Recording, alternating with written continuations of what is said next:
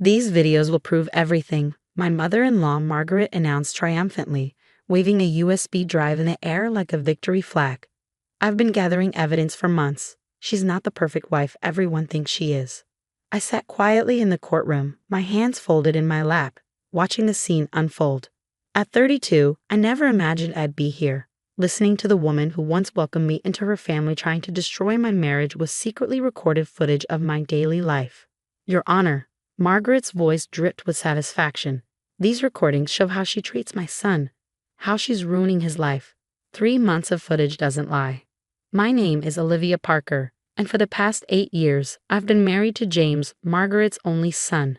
The first few years were wonderful. James and I built a life together, both working in healthcare, me as a pediatric nurse and him as a hospital administrator. But everything changed when Margaret's husband passed away 2 years ago. She moved in with us temporarily, claiming she couldn't bear to be alone. That's when the surveillance began, though I didn't know it at the time.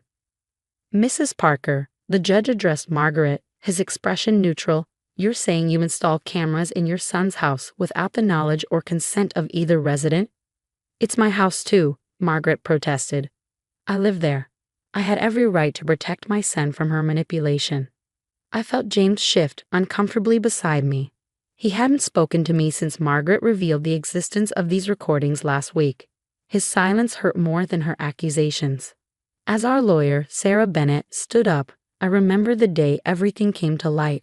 I'd been working a double shift at the children's ward, covering for a colleague whose daughter was sick.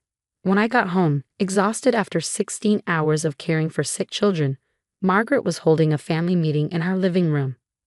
James's siblings were there, along with their spouses, all wearing expressions of concern and disappointment. Margaret stood in the center, her laptop open, ready to showcase her evidence. Watch this, she had said, playing a clip of me coming home late one night. See how she sneaks in. Who knows where she's been? I tried to explain about my hospital shifts, but Margaret talked over me. And look at this one, she's always on her phone, ignoring my poor James, probably talking to other men. The other men were my patients' parents checking on their children's conditions. But Margaret didn't care about explanations. Now, in the courtroom, Sarah approached the bench. Your Honor, before we proceed with viewing these illegally obtained recordings, I'd like to submit Mrs. Olivia Parker's work schedules and patient care logs for the past 3 months. Margaret scoffed. Those can be faked. The videos don't lie. The judge nodded to the court technician. Let's view the footage. My stomach tightened as the first video played on the courtroom screen. It showed me in our kitchen at 5 a.m., quietly preparing breakfast and lunch for James before heading to my shift. Margaret had conveniently edited out the part where I left a loving note for him every morning. See, Margaret interrupted. She's leaving before he wakes up. What kind of wife does that? The judge held up his hand.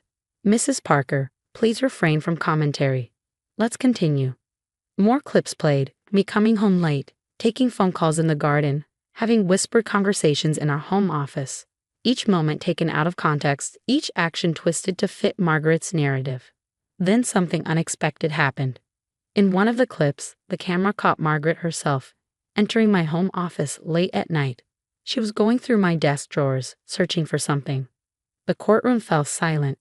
Margaret's face paled. Your Honor, Sarah spoke up, it seems these recordings capture more than just my client's activities. The next clip showed Margaret in our bedroom, rummaging through my personal belongings. Then another of her reading my private journal on the back porch. And another of her going through my phone while I was in the shower. I was just protecting my son, Margaret stammered. She's not who she pretends to be. James finally spoke, his voice barely a whisper. Mom, what were you doing in our bedroom? More footage played, showing Margaret having hushed phone conversations of her own. Yes, I'm telling you, she's got to go. James needs someone more traditional, someone who'll stay home. I've got a perfect girl in mind. Yes, Jessica would be much better for him. Jessica, my replacement, already picked out by my mother-in-law. The judge paused the playback. Mrs. Parker, these recordings appear to show a pattern of invasion of privacy and premeditated interference in your son's marriage. Are you aware that in this state, recording someone without their consent in private spaces is illegal? Margaret's composure cracked. But I had to. She's destroying our family with her career and her independence. In my day, wives knew their place. I felt tears welling up but refused to let them fall. For months, I'd endured Margaret's subtle sabotage, her snide comments about my work, her attempts to create distance between James and me. The recordings were just the latest weapon in her arsenal. Your Honor, Sarah said, we have more evidence to present, including text messages between Mrs. Margaret Parker and this Jessica person, discussing plans to end my client's marriage. As Sarah spoke, I noticed James staring at the frozen image on the screen. His mother, in our bedroom, holding my journal with a look of pure satisfaction on her face. The truth was finally unraveling, one frame at a time. The judge called for a brief recess, and as the courtroom emptied, I remained seated, my eyes fixed on my hands. 8 years of marriage, countless night shifts saving children's lives, endless attempts to please a mother-in-law who had already decided to replace me. All of it captured on camera, but not in the way Margaret had intended. Sometimes the evidence you gather tells a different story than the one you thought you were telling. After the recess, Margaret's demeanor had completely changed. Gone was the triumphant smile, replaced by a defensive scowl as more videos played. Each clip she'd meant to use against me instead revealed her calculated interference in our lives. Here's another one from March 15th, the court technician announced. The footage showed me organizing a surprise birthday dinner for James. I'd spent my day off preparing his favorite meals, transforming our dining room with decorations. Then Margaret appeared in the frame, answering James's phone while I was in the kitchen. Oh, sorry, honey. Olivia had to work late again. Margaret's voice rang clear through the speakers. She said not to wait up. I remembered that night. James never came home for the surprise dinner. When I called him, it went straight to voicemail. The food went cold, the candles melted, and I fell asleep at the table waiting for him. Your Honor, Sarah interjected. We have phone records showing my client never made such a call. Mrs. Parker fabricated this excuse to prevent her son from coming home that evening. James turned to his mother, his face a mask of disbelief. Mom, I was so angry at Olivia that night. I thought she'd forgotten my birthday. I was protecting you. Margaret insisted, her voice rising. She's never home, always putting her career first. You deserve someone who'll put family first. The next clip showed Margaret in our garden, talking on her phone. Jessica, darling, remember what we discussed. The charity gala next week. Olivia will be working nights. It's the perfect chance for you to accompany James. Yes, wear that blue dress we picked out. I felt James stiffen beside me. The charity gala, where he'd spend the evening with Jessica, a young receptionist from his hospital's administrative office. Margaret had orchestrated the whole thing, knowing I was scheduled for the pediatric night shift. More footage played. Margaret deleting messages from my phone to James. Margaret accidentally spilling coffee on cards I'd written him. Margaret telling visitors I was probably out with friends when I was actually working saving children's lives. Mrs. Parker, the judge's voice was stern. These recordings document a deliberate pattern of interference and manipulation. Did you consider the impact of your actions on your son's marriage? I did it for James. Margaret's composure finally cracked. She's never been good enough for him. Always working, taking calls at all hours. What kind of wife does that? A pediatric nurse, Mom, James spoke up, his voice stronger now. She takes calls because children's lives depend on her. How many times has she rushed to the hospital at midnight to save a patient? The court fell silent as another clip began playing. This one showed me in our living room at 3 a.m., still in my scrubs, quietly crying while looking at our wedding photo. It was the night I lost my first patient, a 6-year-old girl named Sophie. Margaret's camera caught my vulnerability, but also her reaction, standing in the doorway, smirking, making no move to comfort me. Your Honor, Sarah stood. I'd like to submit Olivia's hospital records from that night. A young patient passed away despite my client's best efforts to save her. Rather than receiving support from her family, she was left to grieve alone while her mother-in-law documented her pain. I felt James's hand reach for mine under the table, the first contact we'd had in weeks. His fingers trembled as they intertwined with mine. I have one final clip, Sarah announced, nodding to the technician. The screen showed Margaret in my home office again, this time with Jessica. They were going through my medical certificates and awards, tucked away in my desk drawer.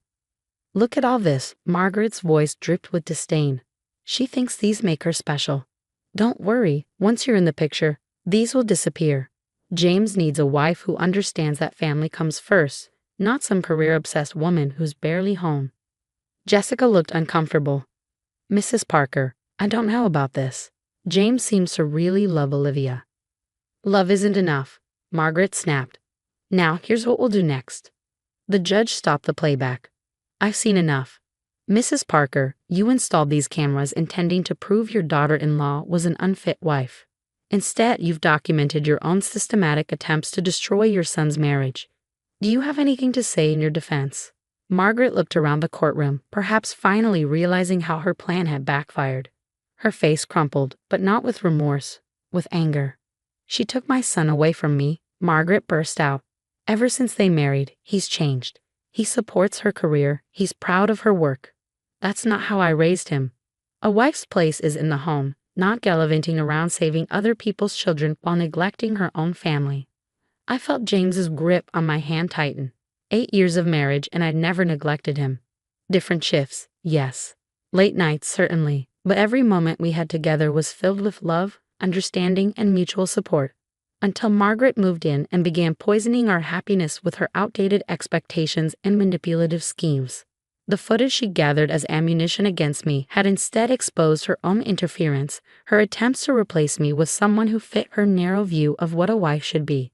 Every clip, every recorded moment revealed not my failures as a wife, but her failures as a mother who couldn't let go.